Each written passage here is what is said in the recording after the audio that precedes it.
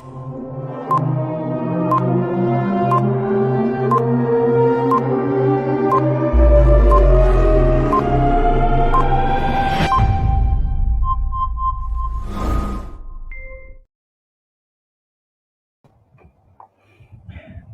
بالله من الشيطان الرجيم. بسم الله الرحمن الرحيم.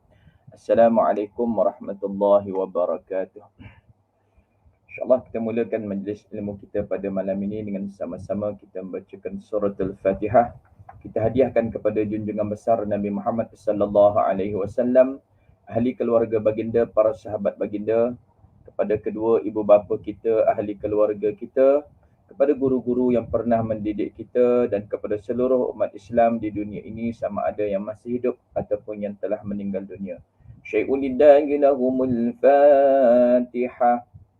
أعوذ بالله من الشيطان الرجيم. بسم الله الرحمن الرحيم. الحمد لله رب العالمين. الرحمن الرحيم. مالك يوم الدين. إياك نعبد وإياك نستعين. اهدنا الصراط المستقيم. صراط الذين أنعمت عليهم غير المغضوب عليهم ولا الضالين.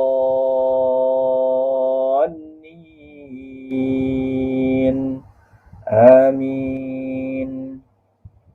Suratul Kahfi ayat 1 hingga 10. A'udzu billahi minasy syaithanir rajim. Bismillahirrahmanirrahim.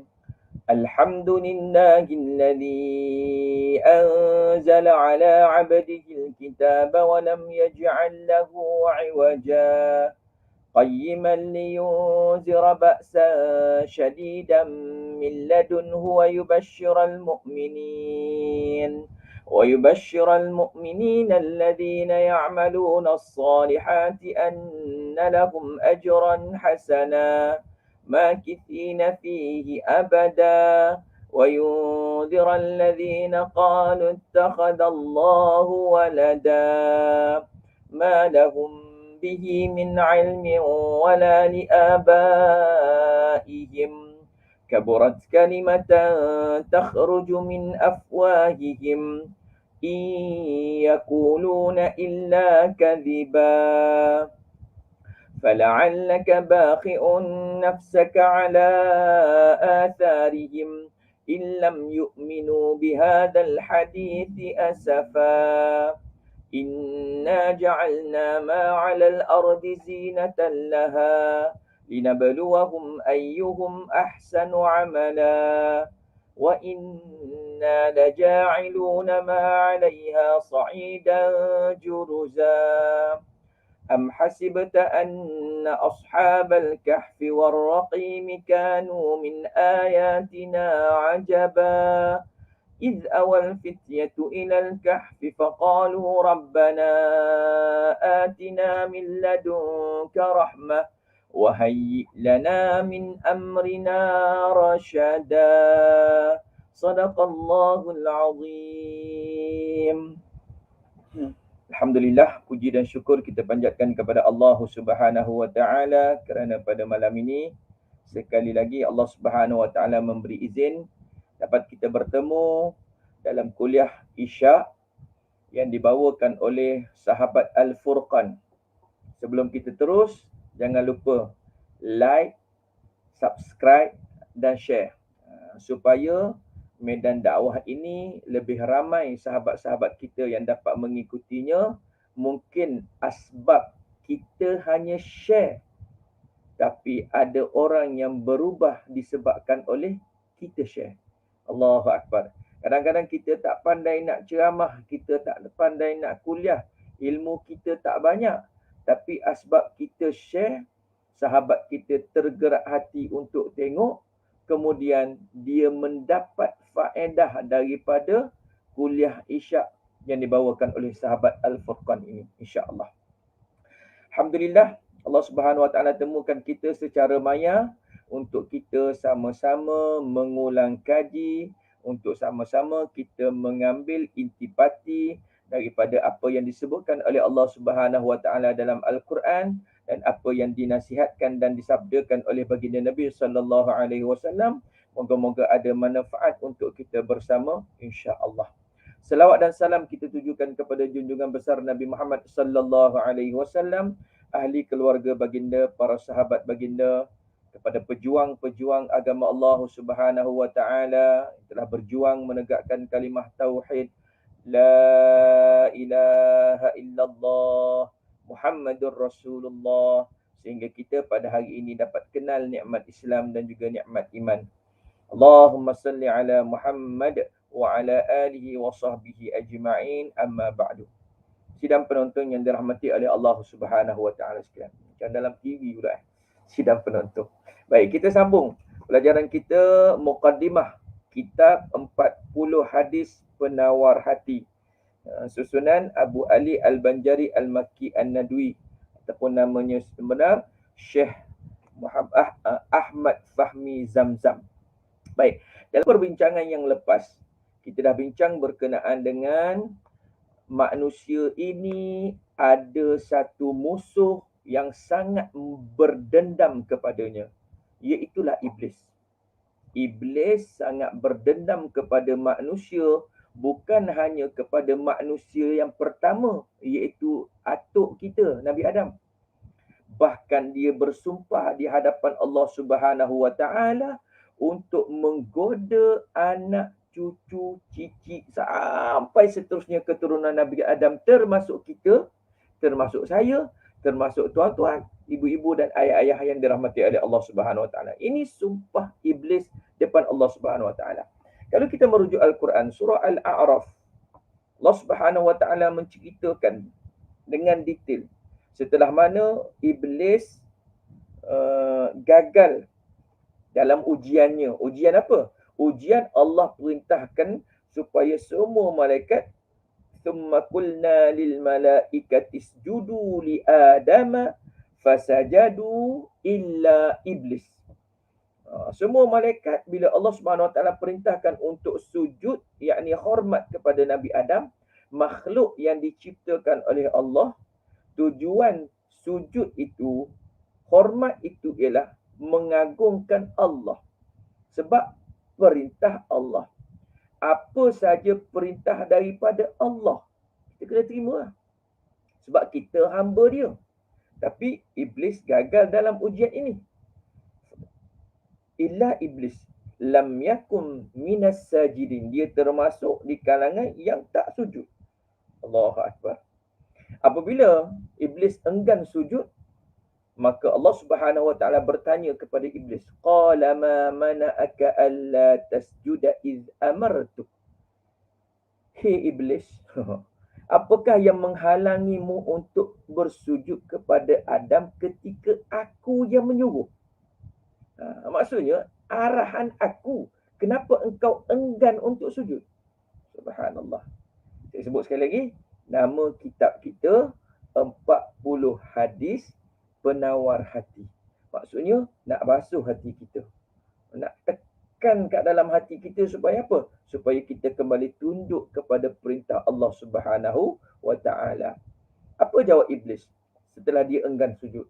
Qala ana khairum minhu khalaqtani min nar wa khalaqtahu min tin. Allahu Akbar. Ini sifat orang sombong. Dia kata apa? Ya Allah, aku lebih baik daripada dia. Dia tu siapa? Dia tu Adam. Engkau ciptakan aku daripada api, sedangkan ia engkau ciptakan daripada tanah. Allahu Akbar. Kemudian Allah Subhanahu Wa Taala menyatakan bahawasanya setelah dia enggan ini, maka Allah Subhanahu Wa Taala menyatakan, maka turunlah kamu, yakni darinya, yakni syurga, kerana kamu tidak sepatutnya menyombongkan diri di dalamnya. Keluarlah, sesungguhnya kamu termasuk di kalangan makhluk yang dihina. Lepas tu bila dihalau oleh Allah Subhanahu Wa Taala, dia kata apa? Qala anzirni ila yaumi yub'atsun. Ni yang dia minta. Ya Allah, berikanlah aku penangguhan waktu sehingga hari mereka dibangkitkan. Iblis minta dengan Allah supaya dia ditangguhkan kematian. Dan Allah Subhanahu wa taala menyatakan, qala innaka minal munzarin. Sesungguhnya kamu termasuk di kalangan yang ditangguhkan kematian. Sampai hari ini dia ada. Sampai kiamat nanti. Tugas dia satu je. Menggoda dan terus menggoda. Bagaimana dia menggoda? Ni saya nak sebut ni. Sebab apa? Nak menyatakan bahawasanya iblis dan kuncu-kuncunya, yakni syaitan, sentiasa berusaha untuk melalaikan kita.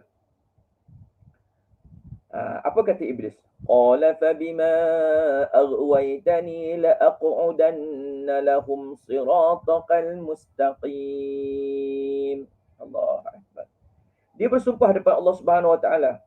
Iblis menjawab, kerana engkau telah menghukum aku tersesat, maka aku akan selalu menghalang mereka daripada jalanmu yang lurus. Jalan yang lurus terbentang luas di hadapan kita. Sehingga dinyatakan oleh Allah Subhanahu wa taala, kalau yang biasa kita baca surah Yasin, wa ani'buduni hadza siratum mustaqim. Ikutlah arahan Allah Subhanahu wa taala. Itu adalah jalan yang lurus. Tapi iblis akan cuba mengelirukan. Bagaimana dia datang nak mengelirukan ni? Tengok ni. Thumma la'atiyannahum min baini aydihim wa min khalfihim wa an aymanihim wa an syama'ilihim wa la tajidu aktsarahum syakirin. Allah rakamkan dalam Al-Quran surah Al-A'raf bagaimana cara iblis nak supaya kita ikut dia. Apa kata Allah Subhanahu wa taala dalam ayat yang ke-17 ini? Kemudian pasti aku akan mendatangi mereka. Mendatangi siapa? Anak cucu Adam. Daripada depan. Daripada belakang. Dari kanan dan juga dari kiri. Tengok. Depan, belakang, kiri, kanan dia datang.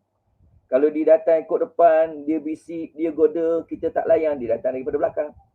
Kalau kita tak layan pula, dia datang daripada kiri. Kemudian dia datang daripada kanan. Dia akan cuba sedaya upaya supaya kita ikut dia. Sehingga dinyatakan di sini bahawasanya, dan engkau tidak akan mendapati kebanyakan mereka bersyukur. Allahu Akbar. Ini sumpah siapa ni? Sumpah iblis. Nak buat apa? Nak menggoda anak cucu Nabi Adam termasuk kita supaya ikut dia. Sebab itulah pasti hati kita ini kena sentiasa kita basahkan dengan zikrullah, basahkan dengan taubat, yakni istighfar, supaya apa? Sentiasa dicuci. Baik. Sehingga dalam pertemuan yang lepas kita nyatakan bahawasanya apabila seterusnya hati seseorang itu telah tergoda dan matanya telah tertutup dengan bayangan kelazatan hawa nafsu dan syahwat, maka ketika itulah manusia akan melupakan Tuhannya sehingga ia berani berbuat maksiat yang mengakibatkan satu titik hitam telah tumbuh di lembaran suci fitrah yang ada dalam hatinya. Bila melakukan maksiat ataupun dosa kepada Allah Subhanahu Wa Taala, maka tumbuh satu titik hitam di hati. Allahu Akbar. Ini yang kita akan bahas berkenaan dengan hadis Nabi nanti. Baik. Selanjutnya kata pengarang, apabila keadaan ini dibiarkan, bermula dengan satu titik. Bila dosa saja ada satu titik. Kalau keadaan ini dibiarkan, tak apalah, nantilah. Ada orang kata, tak taubat lagi, nanti pencen.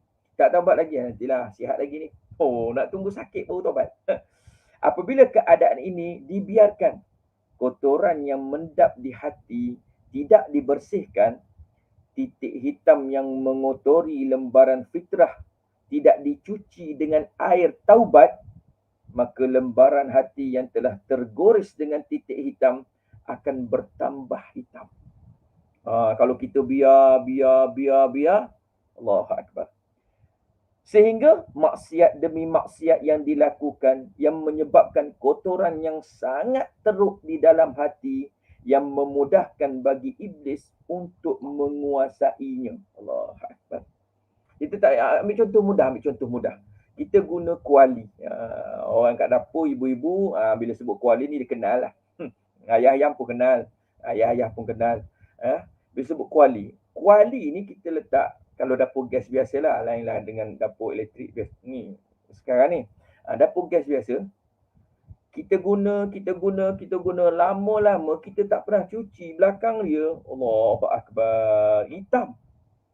Tapi kalau kita guna seminggu sekali kita cuci, dia tak sempat nak hitam. Itu gambaran mudah kalau kita sentiasa menyuci hati kita. Dengan apa? Disebutkan di sini, dengan air taubat.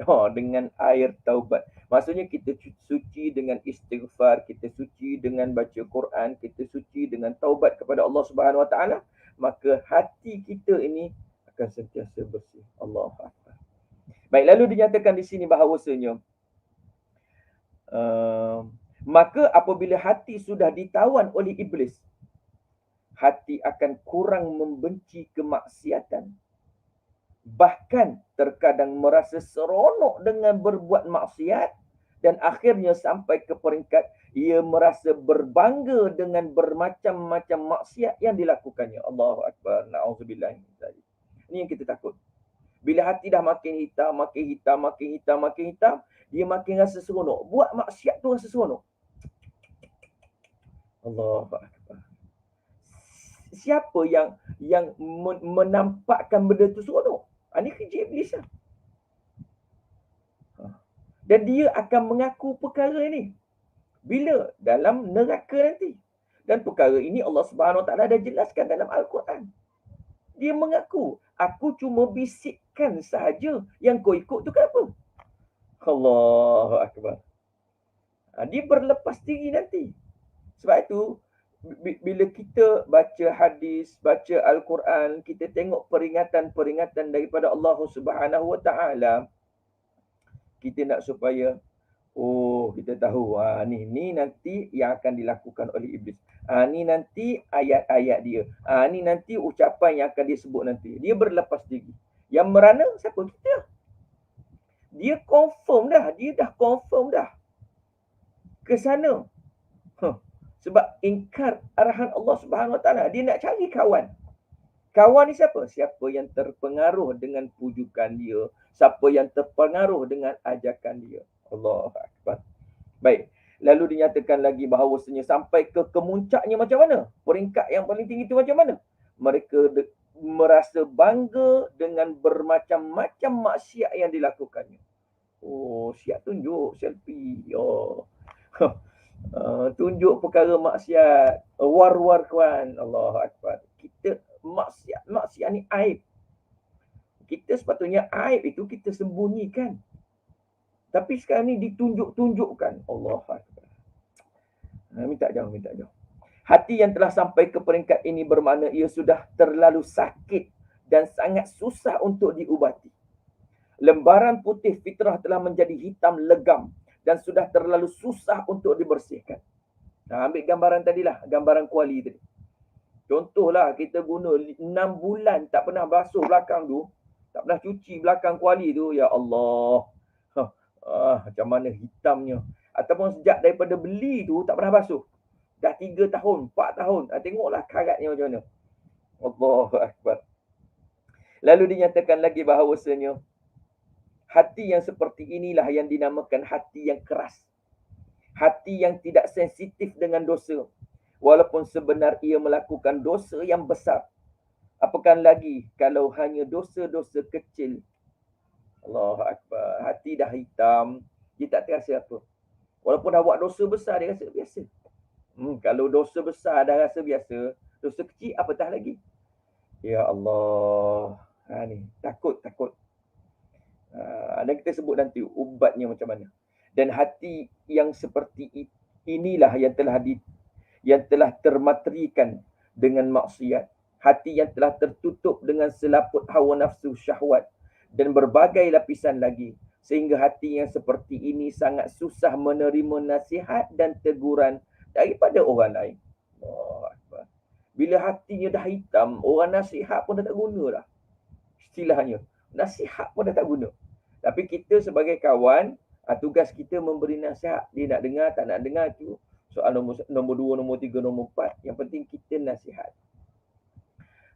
Baik, lalu dinyatakan lagi bahawasanya seperti yang disebutkan dalam sebuah hadis Nabi SAW, hadis riwayat Tirmizi, yang artinya sesungguhnya seseorang hamba apabila ia melakukan sesuatu kesalahan. Bila seseorang hamba kita ni lah melakukan satu-satu kesalahan, maka akan digoreskan di dalam hatinya satu titik hitam.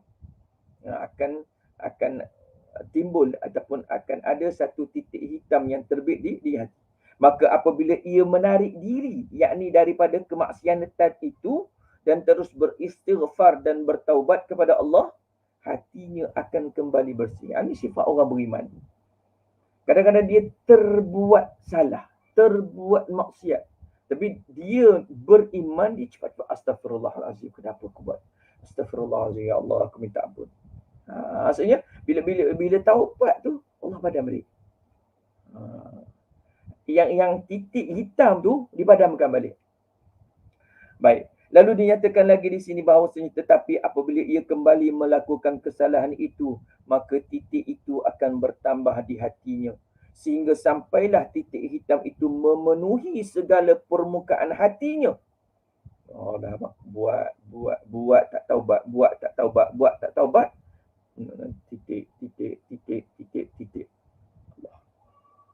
Sehingga memenuhi. Lalu dinyatakan lagi bahawasanya sehingga sampailah titik hitam itu memenuhi segala permukaan hatinya, dan inilah yang dinamakan ar-ran. Ar-ran ataupun karat di hati yang disebutkan oleh Allah Subhanahu wa taala dalam firman-Nya, kalla bal rana ala qulubihim ma kanu yaksibun. Yang bermaksud sekali-kali bukan demikian. Seperti apa yang dikatakan oleh orang-orang kafir. Sebenarnya apa yang selalu mereka lakukan itu daripada perbuatan mereka dosa telah menutup hati mereka. Allahu Akbar.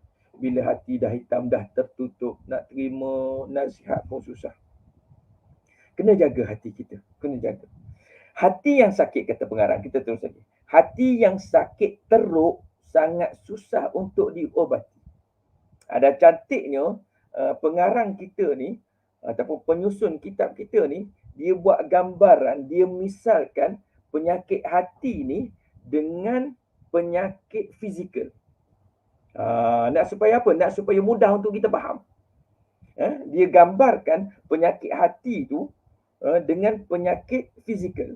Dia kata apa? Hati yang sakit teruk sangat susah untuk diobati.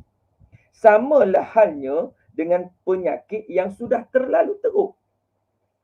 Maka sangat susah untuk dirawat dan diobati. Penyakit yang sakit teruk. Kalau orang kata kanser, tahap 1, tahap 2 okey lagi. Kalau dah stage 4, stage 5, ataupun orang kata kencing manis. Kencing manis awal-awal tu boleh kawal lagi. Tapi bila dah insulin, bila dah stage 4, stage 5, kalau saya salah sebut perkataan tu, nanti Encik Fahmi betulkanlah. Saya bab perubatan ni tak pandai sangat. Dia gambarkan penyakit hati ni, hati yang sakit ni sama dengan anggota fizikal. Namun, kata pengarang, peluang untuk merawatnya masih ada. Ni bab hati ni, peluang untuk merawatnya masih ada. Pintu taubat masih lagi terbuka untuk menerima sesiapa saja yang benar-benar mengharapkan keampunan Allah Subhanahu wa taala. Tengok. Kita diberi peluang untuk bertaubat. Sehingga bila? Dua keadaan. Yang pertama, sebelum nyawa sampai ke kerongkongan. Wa qila man raqa wa dhanna annahu al-firaq. Sebelum nyawa sampai ke kerongkongan. Dah sampai di sini habis. Dah tak terima. Masa tu kalau taubat pun tak ada apa dah. Yang kedua, sebelum matahari terbit daripada sebelah barat. Selagi mana belum berlaku keadaan ini, maka pintu taubat masih terbuka, masih terbuka, masih terbuka. Sebab itulah sentiasa diingatkan, hisaplah diri kamu sebelum kamu dihisap. Sebelum tidur kalau boleh, istilah mudahnya, sebelum kita memejamkan mata, dah baca doa tidur dan sebagainya, kita letak tangan atas dahi. Biasalah orang gambarkan kita letak gini, fikir, apa dosa aku buat hari ni? Astagfirullahaladzim. Masa tu ingat balik. Kalau cek, tak ada dosa aku hari ni. Hebat sangat tu. Waliullah. Tak ada orang terlepas dari dosa. Dalam hidup sehari-hari kita tak boleh lari daripada dosa. Tapi apa kata Nabi SAW? Kulli bani Adam khata'. Setiap anak Adam ni pasti melakukan kesilapan. Pasti melakukan kesalahan. Pasti. Wa khairu khata'i at-tawwab. Sebaik-baik orang yang melakukan kesilapan adalah orang yang bertaubat. Maksudnya dia teringat, aku salah ni, ya Allah, astagfirullahaladzim. Salah dengan mak, minta maaf. Salah dengan kawan, minta maaf. Sekarang ni mudah. Kadang-kadang kita malu nak sebut. Kita buat salah dengan kawan kita. Kita mengumpat ke, kita mengata ke, kita macam-macam lah. Ustaz, saya bukan nak ngata, cuma orang duk cerita pasal dia, saya join sekali. Allah, saya join sekali. Saya sikit je, Ustaz. Saya sebut 2-3 patah perkataan dia. Tapi dah join sekali, masuk sekali di situ. Kita rasa, malu aku. Dah lah aku ni ustaz, ngumpat kawan pula. Malu. Sekarang senang, teknologi. WhatsApp lah. Message. Ataupun nak sebut juga dengan perkataan voice note. Voice note. Kak, minta maaf. Kalau dia tak terima, hantar lagi. Dia banyak kali kita hantar minta maaf ni. Maaflah. Allah Akbar. Senang sekarang ni. Tapi orang yang rasa menyesal, contohlah dia ngumpat, dia rasa menyesal. Tambah-tambah dengar pula kuliah malam tu, cerita berkenaan dengan perkara ni. Lebih-lebih lagi cerita berkenaan dengan kematian. Sebelum tidur tu jadi, aku ngumpat kawan aku. Jadi, nak tidur tu rasa tak boleh nak tidur. Sebab apa? Takutnya tidur tu mati, tak sempat minta maaf. Mesej. Macam pengalaman je Ustaz. Mesej ataupun WhatsApp. Kawan kita terima tu, apa tiba-tiba mesej ataupun WhatsApp minta maaf ni. Dia pun, okey, tak apa, saya maafkan. Baca tu, saya maafkan tu, rasa tenang. Lapang selapang-lapangnya. Rasa boleh tidur dah malam tu. Allahu Akbar. Tadi sebelum mesej minta maaf, sebelum WhatsApp minta maaf tu, rasa, macam mana aku ni? Nak WhatsApp tak nak WhatsApp. Nak WhatsApp tak nak WhatsApp. Tapi kita ada sangkut benda tu. Ada tersangkut. Maksudnya dosa kita dengan orang tu. Allahu Akbar. Sebab itu kita kena minta maaf. Baik. Pintu taubat masih lagi terbuka untuk menerima sesiapa sahaja yang benar-benar mengharapkan keampunan. Hati yang bersangatan kotor masih dapat dibersihkan dan penyakitnya yang teruk masih boleh diberi penawar. Asalkan pesakit bersedia untuk dirawat dan diubati. Je. Selagi mana pesakit, sama ada pesakit dalam hati, yang hatinya hitam dan sebagainya, ataupun pesakit fizikal, penawarnya ialah apabila pesakit itu bersedia untuk dirawat dan diubati. Kalau dia pergi jumpa doktor, contoh dia sakit kanser dan sebagainya, jumpa doktor kata ni kita kena operate, tak nak. Saya berubat kampung je lah.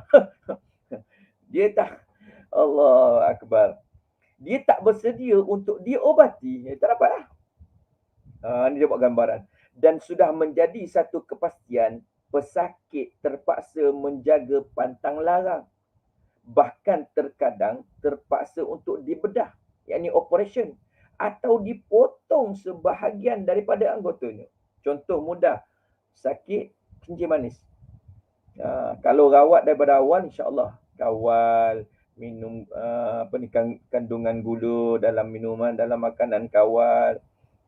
Yelah bila kita jumpa doktor, cek darah. Ush, ni ada kencing manis ni, cek darah. Cek darah ke ataupun cek air kencing. Ni ada kencing manis ni. Jadi nasihat daripada doktor, boleh makan sekali sehari saja nasi. Yang lain ambil gini. Uish, saya tak boleh doktor. Saya pagi kena nasi, tengah hari nasi, malam sekali nasi. 3 kali sehari saya doktor. Nasi. Saya daripada kecil lagi macam tu. Doktor nasihat dia tak nak dengar, tak kawal, dia merebak. Last sekali bila dah teruk, dah bernanah, dah berkudis dan sebagainya, pergi jumpa nak buat rawatan ketiga itu. Doktor kata apa? Minta maaf lah. Bukan ibu jari je. Kaki sebelah kanan ni sampai buku lali tu terpaksa dipotong. Uish, jangan macam tu doktor. Ikhtiar cara lain. Tengok baru nak ikhtiar masa tu. Allahu Akbar. Tengok bagaimana pengarang kita disentuh kita nak supaya kita senang nak buat gambaran. Maksudnya penyakit hati tu macam tu juga. Kalau kita berubah, yakni kita bersihkan daripada awal, insya-Allah mudah. Tapi bila dah perkarat, boleh tapi agak susah. Makan masa. Baik. Lalu dinyatakan lagi, kalau tubuh badan kita yang kasar ini ditimpa oleh sebarang penyakit, tentulah kita akan segera menemui doktor untuk mendapatkan rawatan dan nasihat. Jangan saya minum air, minta maaf, minum air sikit.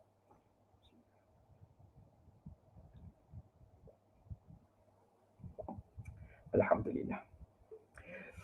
Disebut apa? Pengarang sebut, kalau tubuh badan kita yang kasar, inilah tubuh badan kita ni ditimpa oleh sebarang penyakit, tentulah kita akan segera menemui doktor untuk mendapatkan rawatan dan nasihat. Kita bimbang penyakit ini akan bertambah besar dan akan merebak ke seluruh anggota badan yang boleh membawa kepada kematian yang akan memisahkan kita dari segala jenis kelazatan dan kebahagiaan dunia ini. Allahu Akbar. Ini bila penyakit fizikal. Tambah-tambah sekarang ni lebih-lebih lagi lah. Orang bila ada simptom saja, pergi swab. Ada simptom maksudnya batuk berterusan ataupun demam dan sebagainya lah. Selsema, terus swab. Sebab apa? Bimbang positif. Pergi swab, negatif. Alhamdulillah. Saya pun swab ni sekali. Baru rasa. Sebelum ni duk dengar je. Kata, swab ni, berair mata dia. Kita kata, alah, sikit je. Tak dengar lagi, sikit. Ni kita rasa kena swab tu, begini rasanya. Baik, ada soalan daripada Naimah Ismail. Cikgu Naimah sekarang berada di Pahang, dulu berada di Keluang ni.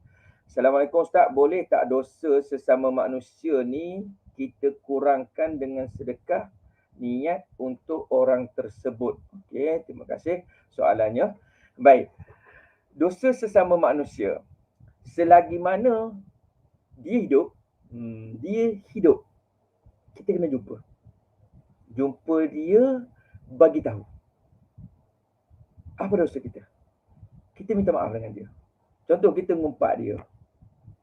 Dia tak selesai kalau kita tak minta maaf dengan dia. Dia masih hidup. Maksudnya kena jumpa dia, bagi tahu. Mungkin kita kata, susah macam ni Ustaz. Nak berdepan. Tuan-tuan, ini pengalaman. Di Masjid Taman Kasih, Pak saya, Masjid Taman Kasih. Masa tu ada seorang ustaz. Ini pengalaman berlaku pada diri sendirilah. Tak cerita pengalaman orang lain.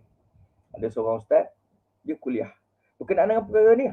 Berkenaan dengan dosa kita sesama manusia.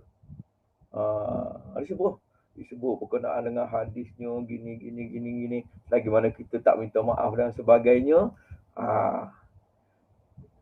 Dia tanggung sampai ke kiamat. Kita pun, ya Allah, aku pernah ngumpat ustaz ni.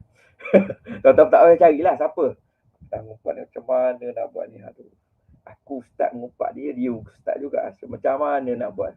Tapi kita kena kuatkan keazaman. Kalau kita betul-betul nak minta pertolongan daripada Allah. Malu. Ustaz tak malu ke? Malu memang malu lah. Bila kita jumpa dia tu nak bagi tahu tu, Ustaz nak pernah ngumpat ustaz dulu. Oh, malu tak payah cakap lah. Memang malu. Tapi biarlah, istilahnya saya pegang ni, biarlah kita malu atas dunia. Biar kita malu atas dunia. Kalau kita tak berani nak sebut benda tu atas dunia sebab kita letak perasaan malu tu kat depan, macam mana nak berdepan di sana? Merujuk kepada hadis Nabi SAW, yang Nabi SAW menyatakan, Nabi tanya kepada para sahabat, tahukah kamu siapa orang yang muflis? Sahabat-sahabat berkata, orang muflis ni ialah orang yang tidak ada emas, tidak ada dirham, orang yang tak ada harta, itulah orang yang muflis ya Rasulullah. Kata Nabi SAW, orang yang muflis di kalangan umat aku ialah orang yang datang pada hari kiamat. Sudah mati di padang mahsyar kelak, datang pada hari kiamat dalam keadaan membawa, dalam satu riwayat kata, seguni pahala sembahyang, seguni pahala puasa, seguni pahala zakat dan sebagainya. Banyak pahala dia bawa tu, banyak. Akan tetapi di dunia dahulu dia pernah mengata orang ni, dia pernah menyakiti hati orang ni, dia pernah memfitnah orang ni, dia pernah buat ni, kait dengan orang semua. Akhirnya orang tu datang minta dia bagi pahala dia. Bagi. Last sekali dah habis pahala, orang yang nak minta tu banyak lagi, menanggung dosa orang tu. Akhirnya orang yang datang dengan bawa banyak pahala tu dicampakkan ke dalam api neraka Allah Subhanahu Wa Taala. Ini kita takut. Pesanan daripada Nabi SAW. Sebab itu, kalau dosa kita sesama manusia, Allahu Akbar, kita cuba selesaikan di dunia selagi mana dia hidup. Betul, malu. Tapi masa tu je lah. Kita betul-betul minta, saya betul-betul minta maaf. Dia kata, tak apalah, nak maafkan lah. Dengar perkataan tu, kita akan rasa, ya Allah, tenang. Lega rasa, puas hati. Selagi kita tak sebut perkataan tu, minta maaf dan tak dengar dia kata dia maafkan, selagi tu kita rasa, gila Allah Akbar ni. Dan kalaulah mereka dah tak ada, mereka telah kembali, kita tak sempat nak minta maaf. Kita seperti mana yang disebutkan lah, memperbanyakkan sedekah, niat untuk mereka, ataupun kalau ada ahli keluarga mereka yang masih ada, kita pergi jumpa dengan keluarga, kita maklumkan, kita nak minta maaf, ataupun kalau ada hutang dan sebagainya, kita bayar balik dan sebagainya, gitulah. Kalau dah tak dapat cari orang yang kita buat jahat dengan mereka tu, kita perbanyakkan kebaikan, sedekah dan sebagainya, niat untuk mereka. Sebab itulah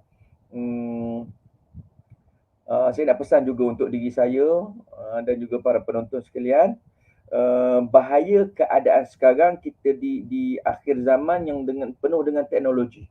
Kadang-kadang orang suka hati je nak share tu, nak hantar ni, nak kongsi tu. Kadang-kadang maklumat tu tak tahu sahih ke tidak. Kalau cerita, kalau bab-bab dakwah macam ni tak ada masalah, bab-bab ilmu agama tak ada masalah. Ni cerita tentang orang ni. Pendakwah tu sekian-sekian buat perkara ni, benda tak tahu kat mana je, hujung pakai ni tak tahu, asyik share je. Sekali share tengok kepada view 12,000 view. Gila. Naknya cerita tu fitnah, jenuh kita nak minta maaf. Benda tu dah tersebar. Ini bahaya. Sebab itu tolong. Tolong sangat-sangat. Kalau bab gosip ke apa ke, biar berita tu berhenti setakat kita. Sifat orang beriman, ada datang fitnah, biar berhenti setakat kita. Kita jangan share kat orang. Ni berita best ni, hot ni. Kalau aku share ni, Rating viewer aku tak payah. Tak payah. Allahu Akbar. Banyak lagi peluang-peluang yang kita nak kejar ni. Daripada mendapat dosa free seperti itu. Baik, panjang pula orang yang minta maaf. Sebab ada soalan tadi, kita raikan soalan dulu. Baik. Lalu dinyatakan di sini bahawasanya kalau tubuh badan kita sakit, maka kita segera pergi jumpa doktor. Minta nasihat doktor. Doktor nak buat macam mana ni? Nak makan apa ni doktor? Kita bimbang kalau penyakit itu bertambah besar dan merebak ke seluruh badan. Boleh membawa kepada kematian yang akan membinasakan diri kita dan memisahkan kita daripada segala jenis kelazatan dunia. Maka penyakit yang ada di dalam hati yang merupakan tempat pandangan Allah itu adalah lebih mustahak untuk mendapat perhatian dan lebih utama untuk mendapat rawatan yang rapi dan pengubatan yang sempurna. Subhanallah. Tengok bahasa ataupun susunan ayat yang digunakan oleh pengarang. Dia kata kalau penyakit badan ni kita dah bersegera cari doktor, apatah lagi penyakit hati yang mana tempat tumpuan Allah nak tengok. Allah tidak melihat kepada wajah kita, Allah tidak melihat kepada segaknya kita, pakaian kita dan sebagainya. Tetapi Allah melihat kepada hati kita. Sebab tu hati ni kena jaga betul-betul. Kena jaga betul-betul. Lebih mustahak untuk diberikan perhatian, lebih mustahak, lebih utama untuk mendapatkan rawatan rapi. Unit rawatan rapi ICU. Kalau terpaksa masuk ICU hati tu, masuklah. Dan antara saya selit terus kalau takut tak sempat lepas ni. Antara ubat bagi hati yang keras, kadang-kadang hati kita ni keras macam mana, susah nak nangis. Hati kadang-kadang sebab apa hati tu jadi keras? Antara lain sebab terlalu banyak berseronok, hiburan sana, hiburan sini dan sebagainya. Terlalu banyak berseronok yang menyebabkan hati kita keras, terlalu banyak ketawa. Ustaz tak boleh ketawa langsung ke? Boleh ketawa. Ialah benda-benda yang melucukan. Fitrah manusia bila tengok perkara yang melucukan, kita ketawa. Takkanlah tengok contoh anak kecil kita, anak kita buat lawak, takkan kita serius betul ayah aku ni. Langsung senyum pun tidak, ketawa apatah lagi. Tak, benda-benda yang fitrah manusia Allah buat memang ada ketawa, tapi jangan terlalu banyak ketawa. Ketawa je kerja dia. Tak boleh ya. Yang menyebabkan akhirnya hatinya dia keras. Nak lembutkan hati tu antara lain yang zikirnya, yang Qurannya tu termasuklah. Antara lain ialah banyakkan menangis. Saya bagi satu pengalaman semasa saya berada di UKM dulu. Ialah budak muda enjoy. Lalu fikir, lama aku tak menangis. Gitu. Lama aku tak nangis. Apa keras sangat hati. Saya pun pergi ke kompleks PKS Bangi masa tu. Pergi beli CD ceramah Ustazah Nur Bahiyah. Sekarang Datuk lah. Ustazah Nur Bahiyah. Cari CD yang dia cerita berkenaan dengan pengorbanan ibu. Allahu Akbar. Ingat balik lah. Kalau Ustazah Nur Bahiyah, bila dicerita berkenaan dengan ibu, kalau tak menangis tu bukan orang. Kalau tak menangis tu bukan orang. Saya ulang pasang 2-3 kali. Memang nangis. Nangis pasang lagi. Nangis pasang lagi. Nak supaya apa? Nak supaya lembutkan hati. Nak lembutkan hati. Yang keras tu nak lembutkan hati. Mungkin terapi ini sebab air mata, dia ada satu buku, terapi air mata. Kita menangis ini, ia adalah satu terapi. Jadi orang lelaki jangan malu nak nangis. Lebih-lebih lagi tuan-tuan, saya selit terus sebelum saya teruskan. Tu'ala Cik Pamian. Ada satu muka surat setengah lagi insya-Allah habis malam ni mukadimah. Minta maaf panjang sikit. Kalau tuan-tuan buka surah Al-A'raf, surah Al-A'raf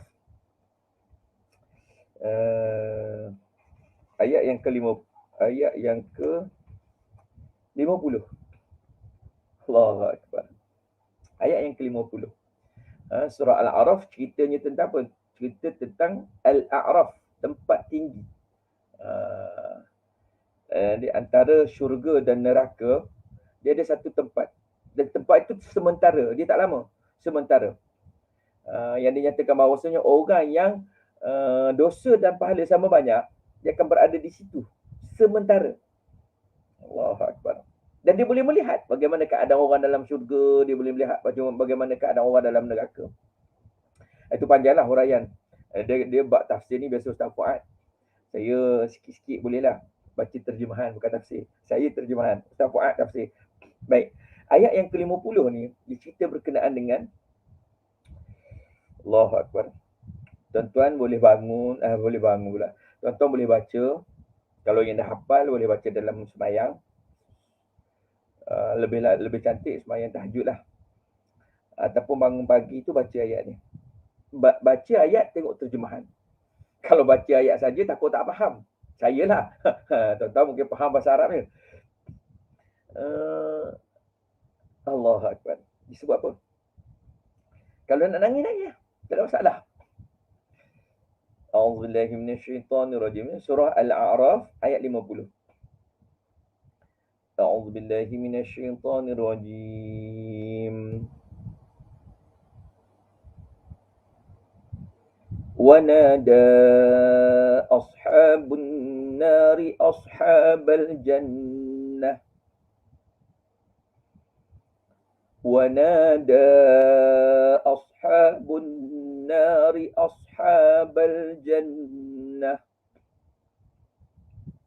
Dan penghuni neraka merayu para penghuni syurga. Gambarannya, orang berada dalam neraka minta tolong dengan orang dalam syurga. Biasa Ustaz macam tu. Tak, kita datangkan perasaan. Ni kita nak berinteraksi dengan Al-Quran, nak supaya rasa. Kita datangkan perasaan wanada, dan penghuni neraka merayu ashabun nar ashabul jannah. Penghuni neraka merayu kepada penghuni syurga. Cuba kita letak yang penghuni neraka tu kita. Allah. Contoh ibu dan ayah kita berada dalam syurga. Kenapa saya tunjuk macam tu? Sebab sifat syurga di atas. Okay. Padang mahsyar. Kemudian titian sirat, syurga. Bawah, neraka. Sebab saya sebut macam tu. Baik. Kita bayangkan yang merayu tu, wanada ashabun nari ashabal jannah. Yang merayu tu kita. Kita rayu apa? Kita tengok mak ayah kita seronok dalam syurga kan. Adik-beradik kita seronok dalam syurga. Kita nak rayu. Hei, ada syurga. Tak apa mak. Minta apa? An afidu alaina minal ma'i aw mimma razaqakumullah. Minta apa? Tuangkanlah sedikit air kepada kami atau rezeki apa sahaja yang telah dikurniakan Allah kepadamu. Terima kasih Cik Fahmi. Membantu untuk kita lebih jelas. Kita minta sebab apa? Dalam neraka pun ada air. Kalau baca dalam surah Ad-Dukhan, bila ahli neraka tu rasa dahaga sangat, akan dibawa air. Air yang jenis macam mana? Ustaz, dalam neraka kan api. Macam mana dalam api ada air? Bawa air yang menggelegak. Menggelegak. Allahu Akbar. Tapi sebab tersangat dahaga, yang menggelegak itu minum juga. Minum habis. Minum masuk tu habis. Luruh habis. Isi-isi perut. Ini bukan kuliah tafsir ni. Ini nak sebut nak supaya apa? Kita terasa. Ahli neraka ni akan minta dengan ahli syurga. Marilah sikit air. Aku nak air. Tu saya kata, bayangkan yang minta tu kita. Tujuannya apa? Ya Allah. Bila kita baca, Ya Allah, ashabun nar. Ya Allah, minta jauh, Ya Allah. Minta jauh daripada aku ni menjadi penghuni neraka. Minta jauh, Ya Allah. InsyaAllah saya ke syurga ku. Kita bayangkan keadaan kedua. Kita berada di syurga, mak ayah kita berada di neraka. Yang minta tolong tu mak ayah kita. Allahu Akbar lagi lah, ya Allah. Dia minta apa? Mintalah sikit air ataupun apa makanan atau apa rezeki yang Allah kurniakan kepada kamu di syurga tu. Aku nak juga. Dalam neraka ada juga makanan. Surah Ad-Dukhan disebutkan makan ni apa? Buah dari pokok zakum. Buah yang berduri. Makan tu terpaksa makan sebab lapar. Makan tu habis, isi perut dia keluar. Allahu Akbar. Gambaran Allah Subhanahu Wa Taala tentang neraka kalau kita perhatikan, ya Allah. Ini keadaan. Baik. Apabila penghuni neraka minta dengan penghuni syurga, apa jawab penghuni syurga?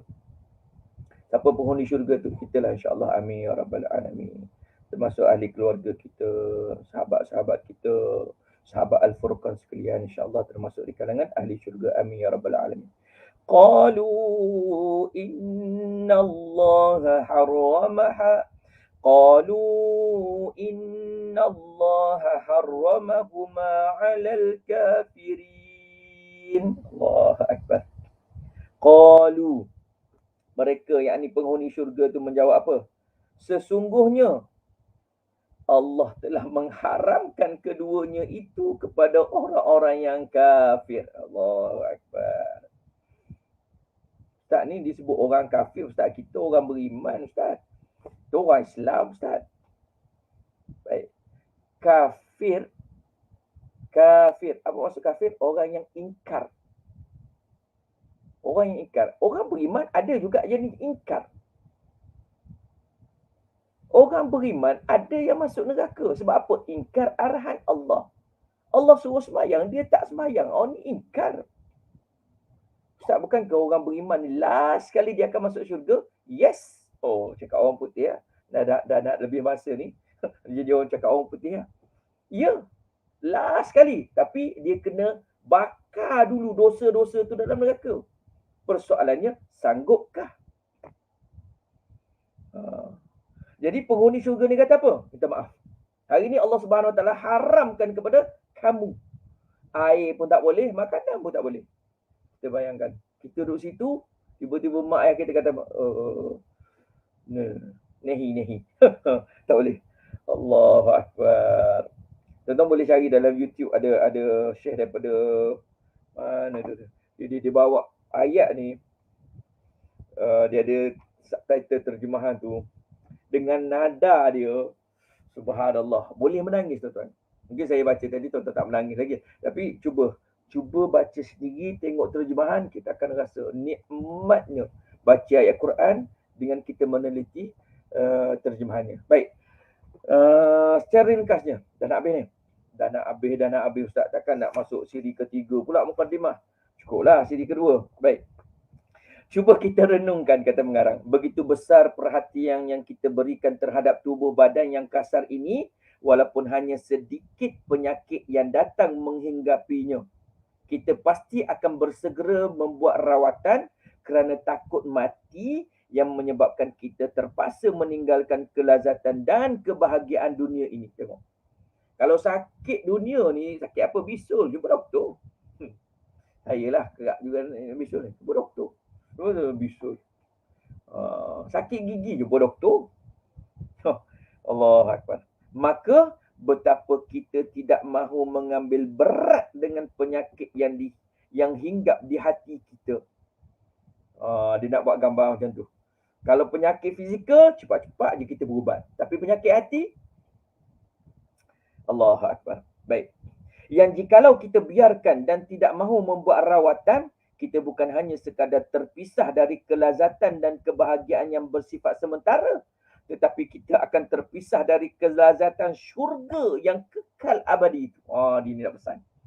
Kalau kita tak berubah yang hati ni, yang akhirnya hitam, yang akhirnya tak terima lagi pandangan nasihat, tak baca Quran pun dah tak rasa lazat, buat ibadah pun dah tak rasa lazat. Sebab apa? Hitam dengan maksiat. Kita bukan hanya terpisah dengan kelazatan dunia sementara, bahkan di sana kelazatan syurga yang Allah janjikan. Allahu Akbar. Dan sudah pasti jikalau seseorang itu tidak berpeluang masuk ke dalam syurga, ia akan diheret dan dicampakkan ke dalam neraka yang sangat dahsyat dan mengerikan itu. Na'udzubillah min zalik. Allahu akbar. Baik, saya lajukan sikit. Masa dah nak habis. Dah dah sejam dah. Sedar tak sedar. Oleh itu, marilah kita memeriksa hati kita masing-masing. Jangan sibuk dengan hati orang. Kita cek hati kita dulu. Marilah kita memeriksa hati kita masing-masing. Apakah ia sihat ataukah ia telah berpenyakit? Selama ini, apakah hati kita menjadi tempat iman yang mantap dan merupakan sumber kekuatan yang dapat mendorong untuk kita berbuat kebaikan? Ataukah ia telah menjadi sarang iblis atau istana syaitan yang telah menjadi sumber kekuatan yang selalu mendorong untuk melakukan dosa dan kemaksiatan? Ini suruh cek hati kita ni. Adakah ia tapak semayang iman? Bila iman bertapak di hati ni, maksudnya hati kita yang bersih, mudah untuk kita buat baik. Mudah untuk kita melakukan ibadah. Yang wajib tu satu hal. Yang sunat-sunat tu. Kalau hatinya tapak semayang iman, ada satu doa tu, doa yang diajarkan oleh Nabi SAW. Ya Allah, jadikanlah kami ataupun aku orang yang mendengar kebaikan dan bersegera melakukan kebaikan. Orang yang dengar terus buat ni, orang yang jenis macam mana? Yang jenis hatinya hati yang bersih. Dia dengar satu-satu kebaikan. Ni jalan ke syurga ni. Macam yang disebutkan oleh Ustaz Anwar dalam kuliah yang ni jalan ke syurga ni. Ada peluang aku nak buat ni. Ada guna. Mudah je dia nak buat. Sebab apa? Hatinya bersih. Tapi kalau hati itu menjadi tempat sarang iblis ataupun istana syaitan yang selalu mendorong ke arah melakukan dosa dan maksiat, Allahu akbar, na'udzubillah. Cubalah kita meraba dada kita masing-masing dan bertanya kepada diri kita sendiri, sejauh mana ketaatan kita kepada Allah. Sudahkah kita merancang untuk masa depan kita di hari akhirat nanti? Tengok wawasan akhirat. Sudahkah kita merancang untuk masa depan kita di hari akhirat nanti? Ada orang dia buat plan, buat perancangan. Perancangan apa? Okey, 10 tahun akan datang. Tapi kita kena ada juga perancangan akhirat. Maksudnya apa bekal kita ke sana? Semua orang akan ke sana. Tapi apa bekal kita? Sudahkah kita merancang untuk masa depan kita di hari akhirat nanti? Seperti kita merancang untuk hari tua kita di dunia ini. Kalau orang kerja kerajaan, dia ada KWSP, Kumpulan Wang Simpanan Pekerja. KWSP, simpanan hari tua. Baik. Sejauh mana persiapan yang telah kita sediakan untuk menghadapi kematian yang bila-bila masa mungkin menemui kita. Sebab Allah dah tetapkan tarikh mati kita. Cuma kita je tak tahu. Semakin bertambah umur, semakin dekat kita dengan kematian. Baik, maka bersiaplah sebelum terlambat, kata pengarang. Dan bertaubatlah sebelum pintu taubat ditutup. Dan berusahalah untuk mengubati hati dan membersihkan jiwa daripada akhlak mazmumah, sifat-sifat tercela. Dan berusaha pula untuk menghiasinya dengan akhlak mahmudah.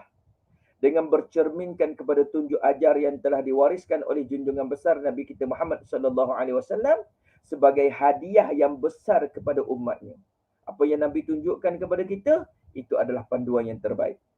Qul in kuntum tuhibbunallah fattabi'uni yuhibbukumullah wa yaghfir lakum dunubakum wallahu ghafurur rahim. Surah Ali Imran ayat 31.